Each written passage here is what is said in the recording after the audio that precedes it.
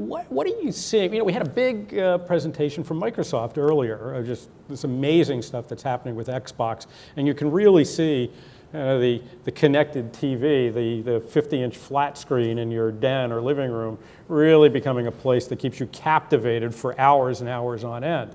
So how do you see the future of digital video relative to this kind of multi-dimensional big TV versus mobile?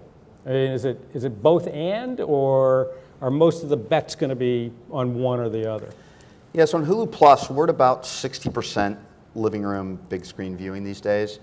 Mobile across both the free and the pay service, probably about 15% of viewing in the next year.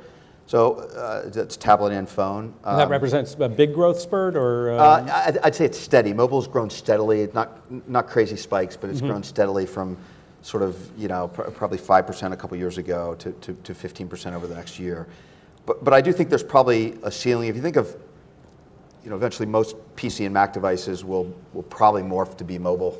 And so roughly, I'd say in the long term, it's probably 2/3 in the living room, 2/3 of viewing minutes in the living room, probably 1/3 on some sort of mobile device or some next generation PC that we can start to consider a mobile device. So that means it's really important. You've got to play in both, and you have to think about advertising across both.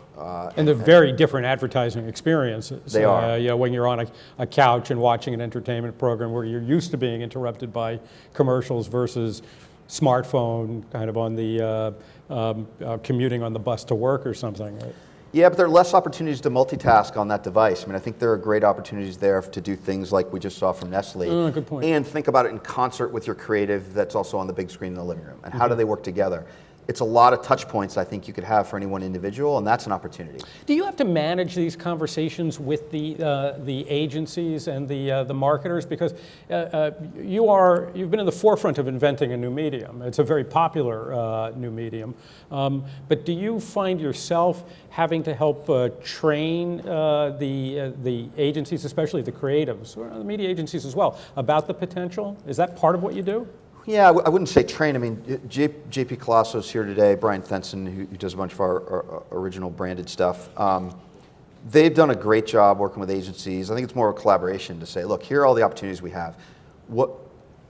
Here's places we think we can go in the next year. How do we work with you to make sure it's tractable on your side? Because we understand there are limits on creative. They're working with a number of brands, and we do need standards. So it's been a good collaboration, I think. We talked a little bit about the Awesomes before, but I want to show a clip of the Awesomes because it's just been re-upped for another season. Sure. And then I want to ask you some questions about what defines success.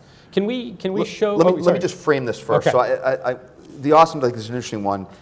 So we'll see a clip here, and we've got a great integration with Jacklinks with the Awesomes. But it's an interesting contrast. And our story that started 5 or 6 years ago was to the advertising community: don't buy shows, buy audience. You don't have to use shows as a proxy for audience anymore.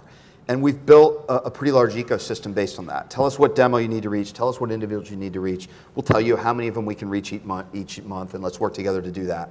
And sure, in the end, shows are a path to that. But let us aggregate, whether it's a show that gets a lot of visitors or a show that gets a small audience, that we'll aggregate that together and build audience for you.